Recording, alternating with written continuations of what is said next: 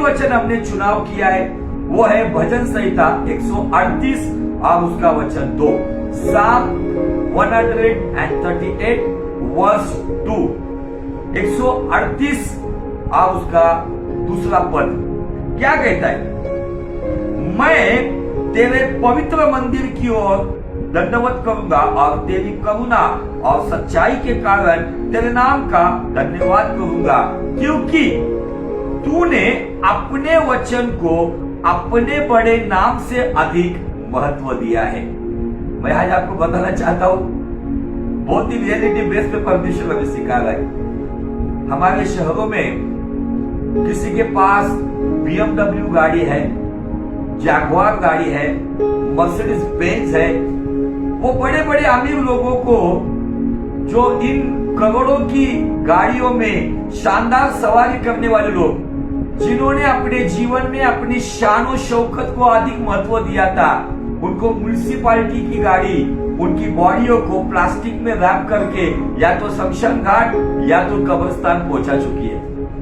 इसलिए इंसान को परमेश्वर इस अंतिम समय की शुरुआत में झंझोड़ रहा है, हिला रहा है और उसे फिर से एक बार आगाह कर रहा है कि तू जिन जिन बातों को मेरे वचन से अधिक महत्व दे रहा है ना, वो कोई चीज तेरे साथ नहीं आएगी, वो कोई चीज तुझे बचा नहीं सकती। अगर तू तेरे जीवन में, अगर तू एक सच्चा मसीह है, तू एक विश्वासी है, तू एक पासवान है, तू एक प्रेरित है, तू एक भविष्यवक्ता है, तू एक सुसमाचारक है, तू एक शिक्षक है, तू एक सेवक या कोई सेविका है, तू अपने जीवन में अगर मेरे वचन को अपनी इन सब बातों से अधिक महत्व देता है ना, तो मुझे फख्र होगा, मैं तुझे अधिक महत्व दूंगा।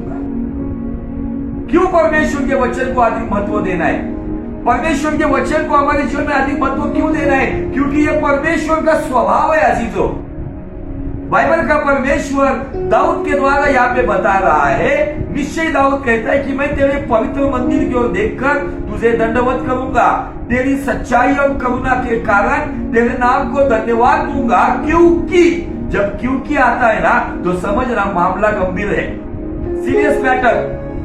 क्योंकि हे खुदावन, तूने अपने बड़े नाम से अधिक, शायद तेरा बड़ा नाम तूने अब्राहम को बताया था एल शदाई, तूने मूसा को बताया था यहोवा, तूने गिदोन को बताया था यहोवा शालोम, तूने आइज़ाया को बताया था इमानुएल।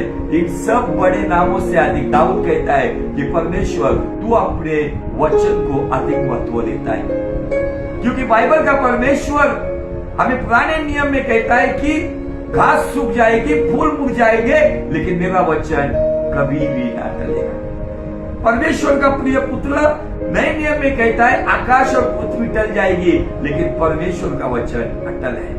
वही परमेश्वर का पुत्र लूसीफर के साथ जो बात करता है तो कहता है मनुष्य केवल रोटी से नहीं तो खुदा बाप के मुंह से निकलने वाले हर एक वचन से जिएगा। मैं आज आपको बहुत ही शांत रीति से आज का प्रचार बताना चाहता हूं, क्योंकि अब हम यहां से आगे एक ही कैरेक्टर को थोड़ा सा स्टडी करते जाने वाले, क्योंकि अभी हमारे पास समय भी है। और मैं आज वचन का मकसद क्या है, what is the real motive of word of God, परमेश्वर के वचन का मकसद आज आप समझ लेंगे। वचन को महत्व क्यों देना है, तो हमें इसलिए महत्व देना है कि हमें उसका मकसद समझना चाहिए। आज बहुत सारे लोग अपने ज्ञान को अधिक महत्व दे रहे, परिवार को महत्व दे रहे, परिवार के परिवार उजाड़ गए, कोई आ रहा है कि नहीं पता नहीं, या वहां से शमशान घाट जा रहा है पता नहीं। इंसान एक डर में जीवन जी रहा है, लेकिन डर उनको है जो ये विश्वास नहीं करते जो बात यीशु मसीह ने मार्था को कही थी, मार्था मार्था तू क्या चिंता करती है, पुनरुत्थान और जीवन मैं हूं, मेरे ऊपर जो विश्वास करेगा वो कभी नहीं मरेगा, अब जो मरा है वो जिंदा हो जाएगा। हालेलुया। मेरा और तुम्हारा उद्धारक वो पुनरुत्थान और जीवन है। मेरे और आपके पास जीवित आशा है, उस आशा पे मैं और आप जी सकते हैं। ये संसार एक न दिन खत्म हो जाएगा। प्रकाशित वाक्य में दिया है, जैसे चटाई को जैसे लपट कर, जैसे कागज के नहीं कागज को जैसा लपट कर रखा जाता है, वैसा ये आकाश लपेट दिया जाएगा। पृथ्वी परमेश्वर के सामने से भाग जाएगी। तो हम क्या, हमारी क्या औकात है? लेकिन जिसके भीतर खुदा का जीवित कलाम है, जिसके अंदर परमेश्वर का जीवित वचन है ना, वो वचन पर जिएगा। वो वचन उसको पाप की दशा में जाने से बचाएगा, वो वचन गुनाहों से बचाएगा, वो वचन उसको पवित्रता की चाल चलाएगा, वो वचन उसको अच्छी सोच देगा, वो वचन उसके दुख में उसको सांत्वना और शांति देगा, वो वचन उसकी मायूसी में उसको प्रोत्साहित करेगा, वो वचन उसके दुख में उसको आनंद भी देगा, वो वचन उसको कमजोरी में सामर्थ्य भी देगा, क्योंकि वो वचन खुद खुदा है। Word is God and God is word. Dawood क्यों कहता है कि मैं उस खुदावन को जानता हूं जो अपने नाम से अधिक अपने कलाम को अधिक महत्व देता है। तो आइए हम वचन का मकसद देखेंगे। उस वचन का मकसद समझने के लिए हमें यशायाह नबी के किताब में 55 अध्याय और वचन 10 से आगे हम पढ़ेंगे। मैं आज थोड़ा सा शिक्षा के स्वरूप में टीचिंग लेवल पे आज कुछ बातें आपको बताऊंगा, इसलिए गौर से सुनो, समझ कर लो। अगर आप बैठे हो तो आप नोट्स निकाल सकते हो, आप आपके बाइबल पे अंडरलाइन कर सकते हो, आप लिख सकते हो। यशायाह नबी का अध्याय 55, Isaiah chapter 55 from verse 10 to 11। Okay, जिस प्रकार से वर्षा और हिम आकाश से गिरते हैं और वहां यही लौट नहीं जाते, वरन भूमि पर पड़कर उपज उग जाते हैं, जिससे बोने वाले को बीज और खाने वाले को रोटी मिलती है। आकाश से वर्षा, उसके दो मकसद है। बोने का जो बीज बोया गया है, बोने के लिए और बीज और खाने के लिए आटा और उस आटे से रोटी। ओके, अभी आगे देखो। उसी प्रकार मतलब वर्षा, जो बारिश जिसकी कीमत एक किसान जानता है। हमारे महाराष्ट्र में बारिश न होने की वजह से लाखों की तादाद में किसानों ने खुदकुशी की है, सुसाइड किया है, इसलिए बारिश का महत्व एक किसान जानता है। उसी प्रकार से मेरा वचन भी होगा। उसी प्रकार मतलब किस प्रकार? जिस प्रकार से आकाश से वर्षा भूमि पर आती है और जो बोया हुआ बीज है उस बीज को जिंदा करती है और उस बीज से और बीजों को जन्म देती है। गेहूं का एक दाना जब भूमि में बोया जाता है ना, तो मैंने खुद गिनकर वो जो पूरा झुंड आता है फसल में, एक गेहूं के दाने से जब एक फसल आती है ना, तो उसको कम से कम 250 दाने आते हैं। उस 250 दाने में से शायद 50 फिर बोए जाएंगे, लेकिन 200 दानों से शायद किसी के लिए 4 रोटी बनाई जाएगी। उसी प्रकार बाइबल कहती है, मेरा वचन भी होगा जो मेरे मुख से निकलता है और वह व्यर्थ ठहर कर मेरे पास न लौटेगा, परंतु जो मेरी इच्छा है उसे वो पूरा करेगा और जिस काम के लिए मैंने उसको भेजा है उसे वो सफल करेगा। हालेलुया। जैसे बोए हुए बीज पर वर्षा या बर्फबारी होती है या हिम आकाश से गिरता है, उसके 2 मकसद है। मकसद नंबर 1 खाने के लिए रोटी, बोने के लिए बीज। वैसे ही उस खुदा की कलाम जो मुंह से उसके निकलते, उसके भी 2 मकसद है। नंबर 1 परमेश्वर पिता की इच्छा, नंबर 2 परमेश्वर पिता का काम। Hallelujah, praise the Lord. इसीलिए तो यीशु मसीह जो आदि में वचन था, वचन परमेश्वर के साथ था, सब कुछ यीशु के द्वारा हुआ। वो वचन मरियम के पेट में देहधारी हुआ। जब वो बोलने लगा ना, तब वो शास्त्री और फरीसियों को कहता था, मैं मेरे पिता की इच्छा और पिता के काम के लिए इस दुनिया में आया हूं। कलाम बोल रहा था, यीशु मसीह खुदा का कलाम खुद वहां पे लोगों को बोल रहा था, मैं वो कलाम हूं। जैसे आकाश से वर्षा या हिम गिरती है जो खाने के लिए रोटी और बोने के लिए और दाने देती है, उसी के प्रकार परमेश्वर के मुंह से निकलने वाला वचन है जो पिता की इच्छा और पिता के काम को सफल करेगा। और यीशु मसीह ने भी यही बताया, यही बयान किया, मैं खुदा का वो कलाम हूं, मैं खुदा का वो वचन हूं, मैं खुदा का वो शब्द हूं जो पिता की इच्छा और पिता का काम करने आया हूं। हालेलुया। इसका मतलब वचन के 2 मकसद है। वचन का मकसद नंबर 1 पिता की इच्छा को पूरी करना। वचन का मकसद नंबर 2, पिता के काम को पूरा करना। और अगर कोई काम करने के लिए हम किसी को कहते तब हम आज्ञा देते हैं। एक ऑफिसर अपने एम्प्लॉय को आज्ञा देता है, एक मिनिस्टर अपने कैबिनेट मंत्री को आज्ञा देता है, एक अधिकारी अपने हाथ के नीचे काम करने वाले को आज्ञा देता है, एक मालिक एक दास को आज्ञा देता है। वचन में आज्ञा है, वचन में प्रतिज्ञा है। Hallelujah, praise the Lord. आज्ञा हमें पालन करते हुए पिता की इच्छा को पूरा करना है। प्रतिज्ञा हमारे जीवन में परिस्थिति कुछ भी हो, लेकिन परिस्थितियों को अपने जीवन में उस आज्ञा का प्रतिज्ञा को जब हम लेते हैं ना, तो परमेश्वर के काम हमारे जीवन में सिद्ध होते हैं। हालेलुया। आज इन बातों को आपको गौर से समझना होगा अजीजों। अभी आपने ये समझ लिया कि परमेश्वर के वचन में 2 बातें हैं, इच्छा और काम। आज आपके जीवन में अगर आप सभी बातों से परमेश्वर के वचन को अधिक महत्व दोगे, तब क्या होगा पता है?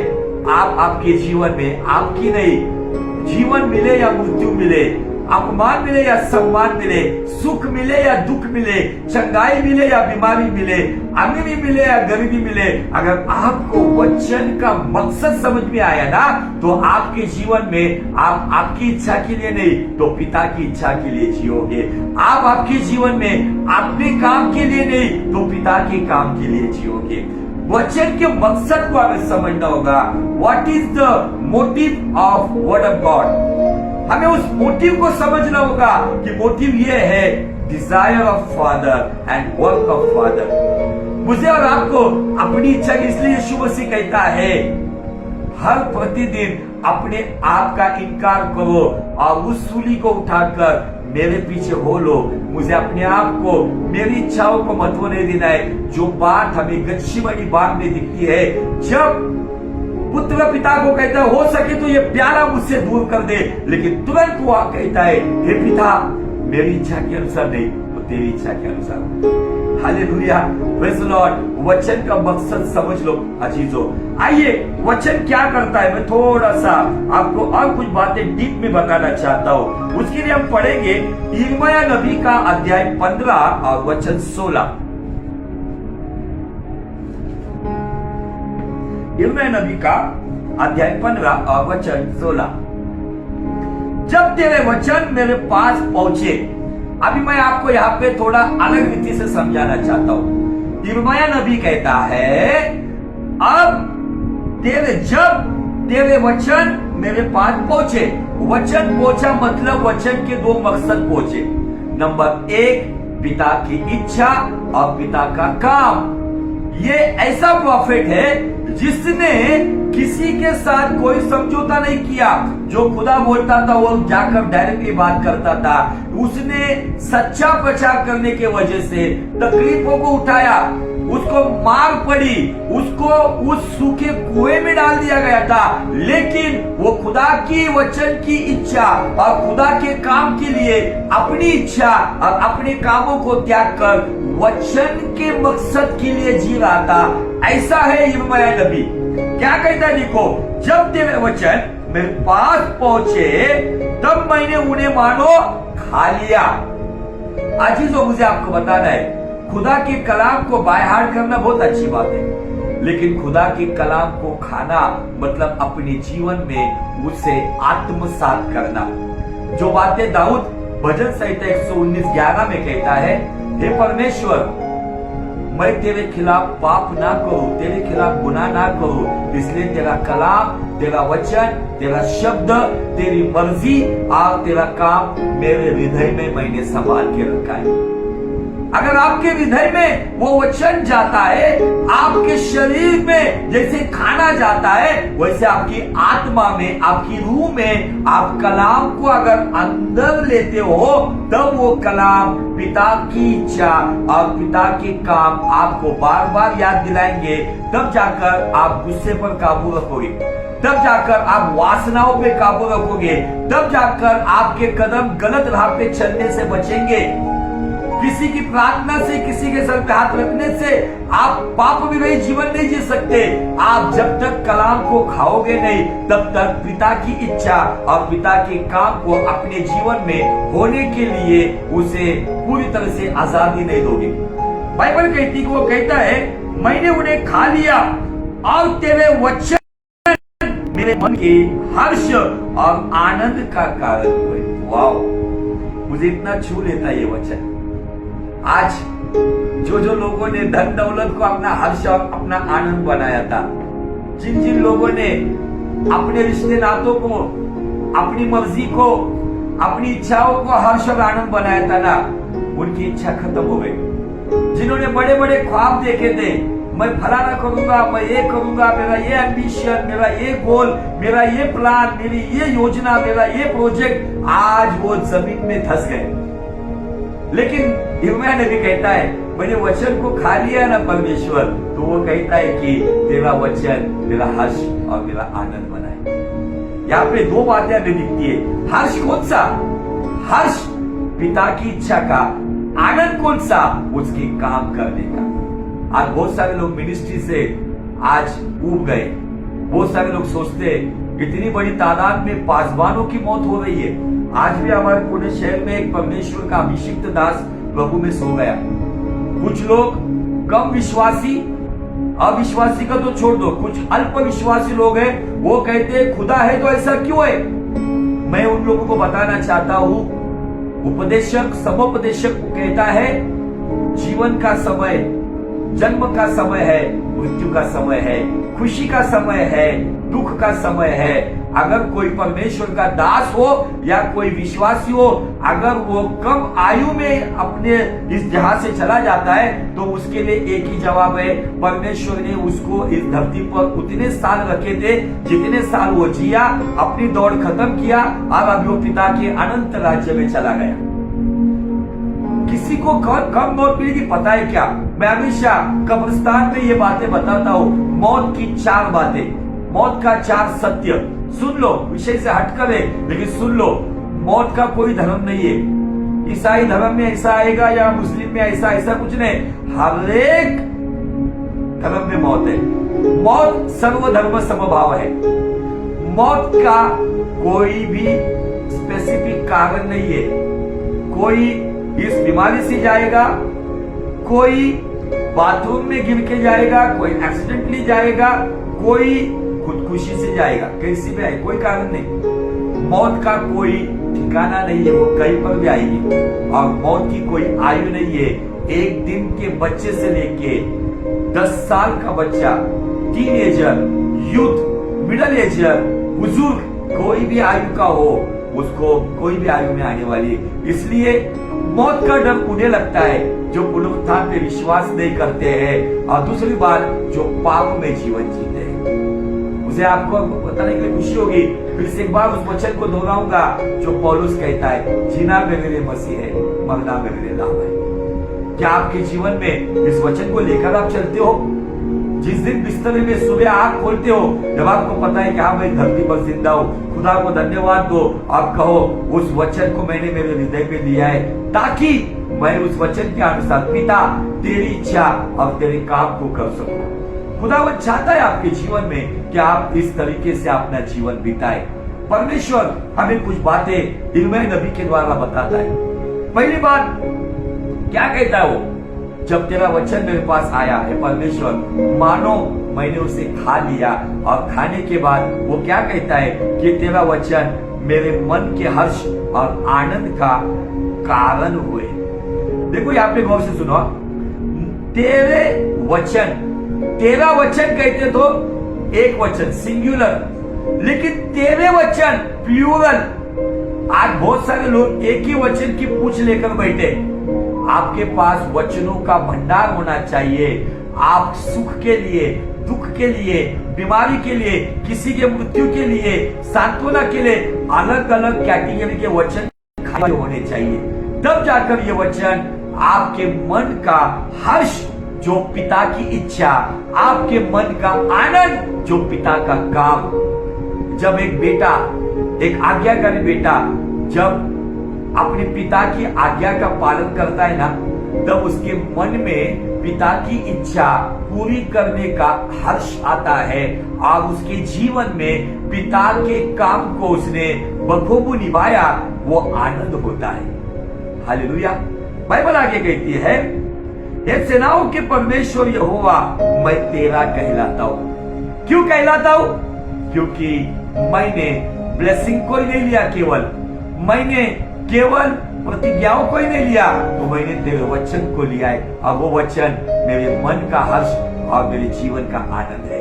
आगे देखो वचन क्या कहता है, तेरी छाया मुझ पर हुई, मैं मन बहलाने वालों के बीच बैठकर प्रसन्न नहीं हुआ। तेरे हाथ के दबाव से मैं अकेला बैठा हूँ, क्योंकि तूने मुझे क्रोध से भर दिया था। मेरी पीड़ा क्यों लगातार बनी रहती है?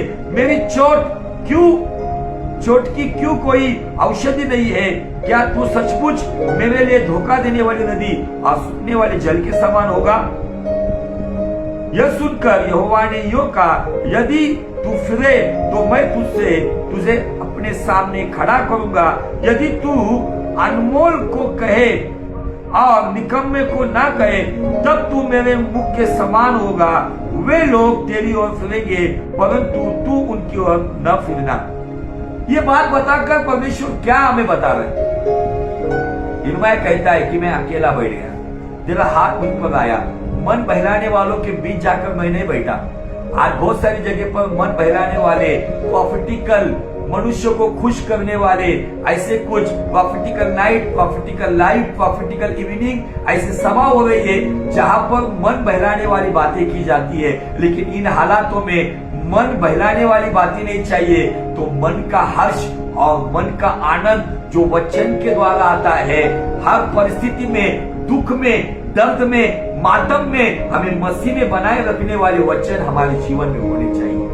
Hallelujah, praise the Lord. आइए हम आगे चलते हैं। मैं आज इन बातों को गहराई से आपको बताना चाहता हूं। परमेश्वर का वचन, जिसमें परमेश्वर की इच्छा और परमेश्वर का काम है। परमेश्वर ने अपनी इच्छा को वचन के अंदर प्रतिज्ञा के द्वारा भी प्रकट किया। तो आइए दूसरा पत्रस उसका पहला अध्याय और वचन 3 से आगे मैं आपके लिए पढ़ना चाहता हूं। तब तक आप बाइबल निकाल सकते हो। दूसरा पत्रस पहला अध्याय वचन 3 से लेके आगे।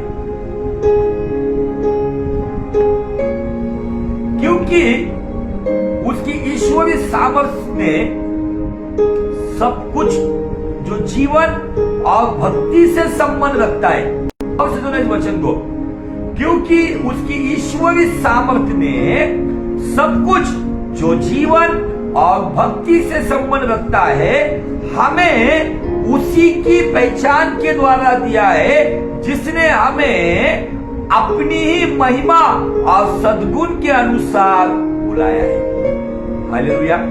हमको कैसे बुलाया है? अपनी महिमा और सद्गुण के अनुसार बुलाया है।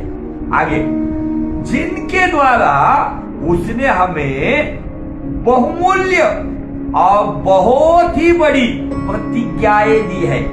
मेरे मराठी बाइबल में लिखा है अति महान प्रतिज्ञाएं, बहुमूल्य प्रतिज्ञाएं। क्यों दिए? वचन में, मैं फिर से आपको दोहराना चाहता हूं, वचन में परमेश्वर की इच्छा और परमेश्वर का काम है, और उस इच्छा में वो प्रतिज्ञा भी देता है।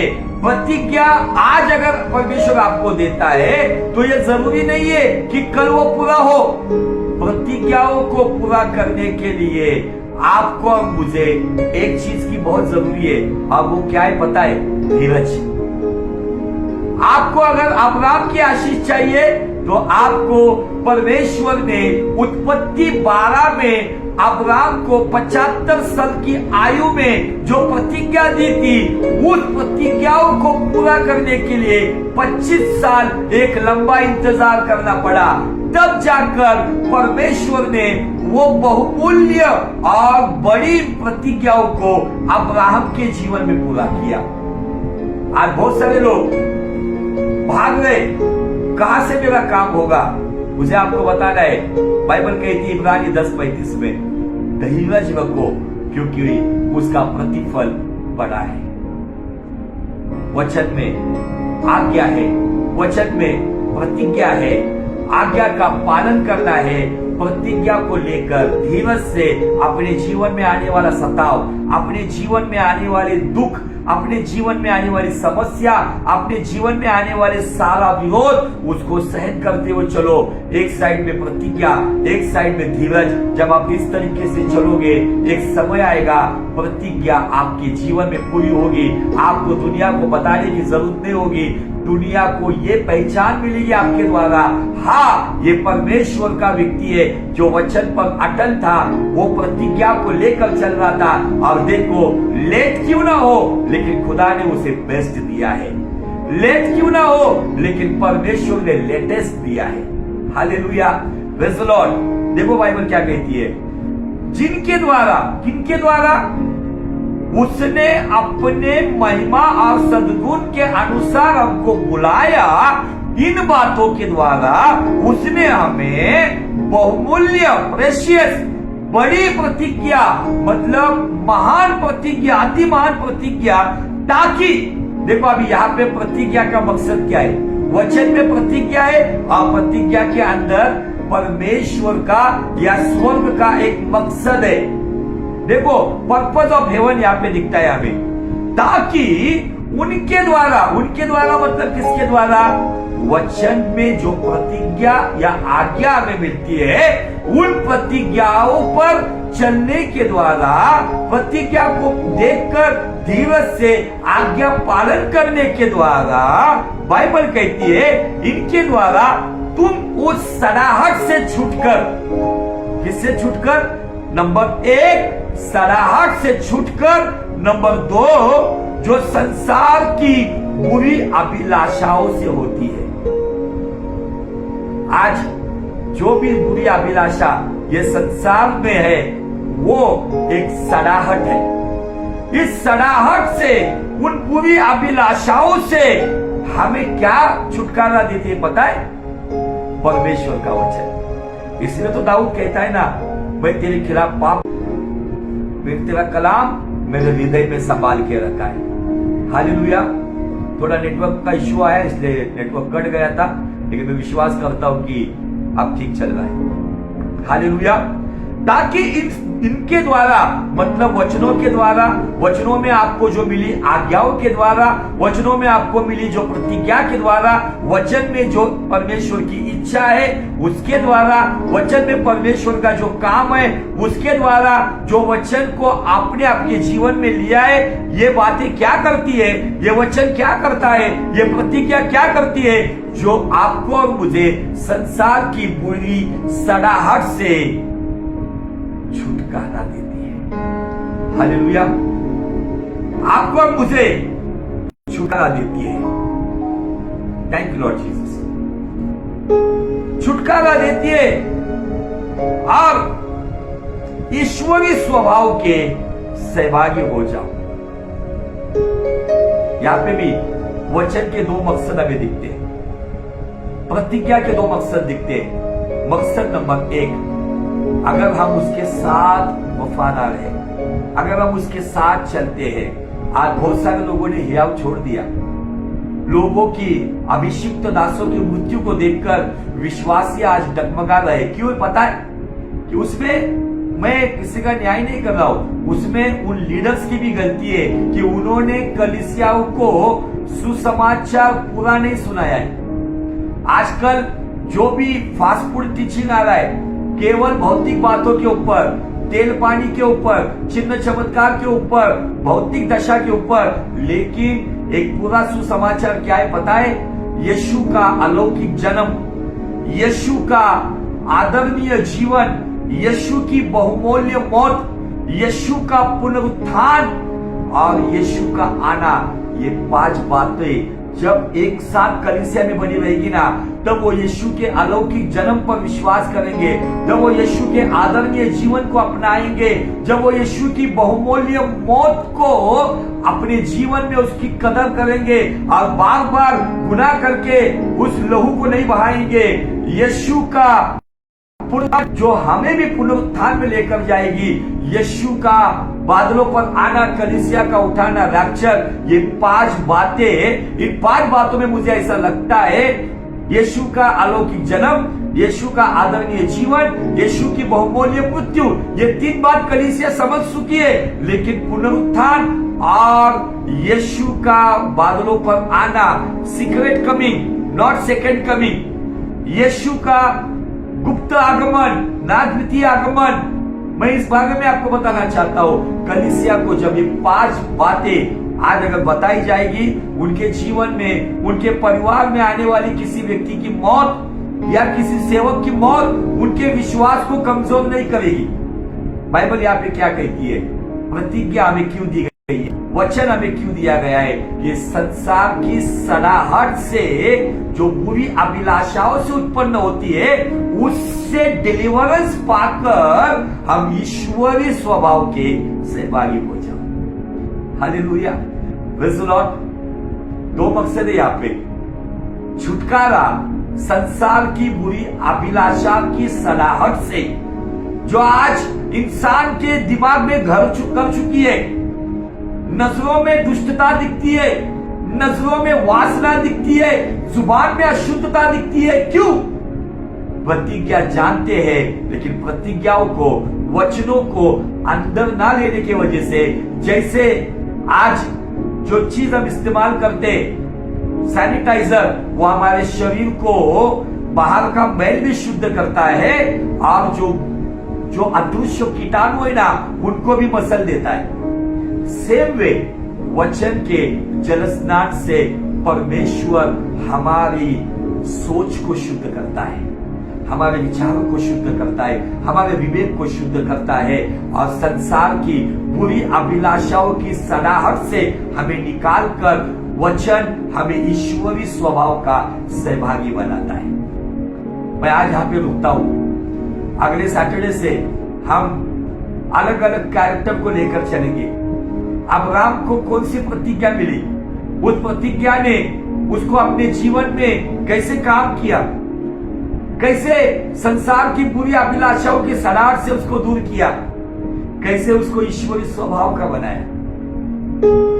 क्यों आज परमेश्वर के पहचान अब्राहम से होती है? अब्राहम का, इसहाक का, याकूब का परमेश्वर क्यों कहा गया? प्रतिज्ञा पहले किसी में लिए? वास्तविक स्वरूप में अगर हम देखेंगे तो प्रतिज्ञा में नूह के जीवन से भी दिखती है। नूह के जीवन में जब अरारत पर्वत के ऊपर, जब 1 साल 10 दिन के बाद जब नूह उस जहाज से बाहर आया, तब उसने एक वेदी बनाई। उस वेदी पर उसने बलिदान चढ़ाया। उस बलिदान का सुगंध पाकर परमेश्वर ने वहां पे नूह के साथ एक वाचा बांधी कि मैं इंसान के साथ फिर से एक बार ऐसा बर्ताव नहीं करूंगा, इस तरीके से मैं नाश नहीं करूंगा। और वहां पे उसने उसके परिवार को फलने फूलने की प्रतिज्ञा दी। हालेलुया।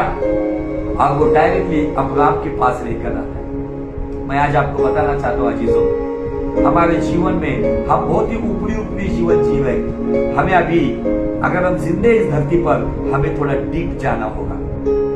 सिंपल वे में आज का मैसेज आपके पास आया है। वचन का मकसद जो हमने आइज़ाया 55 वचन 10 से 11 में देखा है, जैसे आसमान से बारिश और हिम गिरता है, जो खाने के लिए रोटी और बोने के लिए धान देता है, वैसे ही पिता के मुंह से निकलने वाला वचन पिता की मर्जी और पिता के काम को पूरा करता है। और वही बात यीशु मसीह ने पिता की मर्जी और पिता के काम को सूली पर जाने तक पूरा किया, पिता को खुश किया। इसीलिए स्वर्ग से 2 बार आवाज आई, ये मेरा परम प्रिय पुत्र है, जिसके विषय में मैं संतुष्ट हूँ, क्योंकि उसने पिता की इच्छा को पूरी किया। समय अभी हमारा है। क्या मैं वचन के साथ, सच में मैं वचन के साथ ईमानदार हूँ? क्या सच में मेरे जीवन में वचन सफल हो रहा है? क्या मैं मेरे पिता की मर्जी को और उसके काम को सच में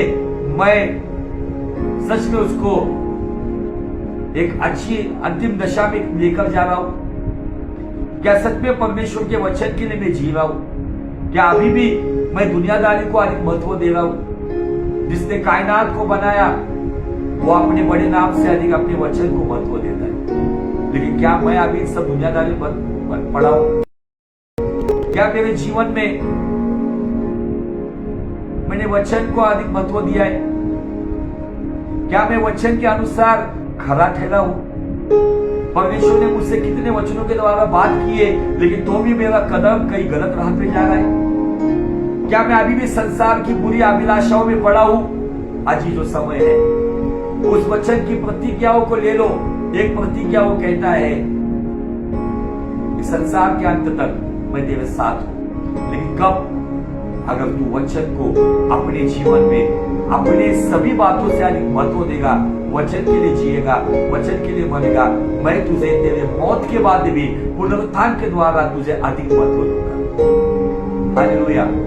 परमेश्वर आपसे बहुत प्रेम करते हैं। मेरा समय खत्म हुआ है। मैं आज केवल एक प्रतिज्ञाओं को अपने जीवन में कितना महत्व देना है, क्यों महत्व देना है, दो मकसद यहाँ पर भी है। प्रतिज्ञा हमें संसार की सलाहट से, बुरी अभिलाषाओं से छुटकारा देती है, और एक साइड से छुटकारा मतलब उस गंदगी को दूर करते हुए, उस सलाहट से दूर करते हुए हमें ईश्वरीय स्वभाव का सहभागी बनाता है। आप जब चलोगे, आप जब बोलोगे, आप जब सोचोगे, दुनिया को आपके भीतर से आपका उद्धारक यीशु मसीह नजर आएगा। लोग कहेंगे हमने यीशु मसीह को किसी तस्वीर में, किसी फोटो में नहीं, लेकिन इस व्यक्ति में देखा है। जो बात करता है तो ऐसा लगता है कि वचन में जो लिखा हुआ है, वचन की पहचान हमें इस व्यक्ति के द्वारा होती है। तो आज उन प्रतिज्ञाओं को लेंगे। जैसे यिर्मयाह नबी ने कहा, जब वचन मेरे पास पहुंचे, मानो मैंने उसने खा लिया, और यही वचन मेरे मन का हर्ष और मेरे जीवन का आनंद हुआ है। इस वचन के लिए मैं जीता हूं। ये वचन ही मेरा जीवन है। अपने जीवन में उठते बैठते वचन में अध्ययन करो। केवल बुद्धि में रखने वाला वचन नहीं चाहिए, ये वचन यहां होना चाहिए। जो वचन मेरी डूबती नैया को पार करेगा, जो वचन मेरे लड़खड़ाए कदमों को सामर्थ देगा, जो वचन मेरी बुरी दशा में जाने वाले कदमों को रोकेगा, क्योंकि वचन खुद यीशु है। जब वचन मेरे अंदर रहता है तो इसका मतलब यीशु मेरे अंदर रहता है। प्रभु करे इस वचन के द्वारा, आज के प्रचार के द्वारा परमेश्वर आपको बहुत बहुत आशीषित करे, और इस वचन को आगे महत्व देते हुए उन प्रतिज्ञाओं को, उन वचनों को इस तरीके से अपने जीवन में ले लो, ताकि आपके जीवन में अनमोल, बहुमूल्य और बड़ी कोई बात नहीं है, केवल खुदा का कलाम हो, जो कलाम आपको इस संसार की पूरी अभिलाषा की सनाहट से छुटकारा देगा, और आने वाले दिनों में आपको ईश्वर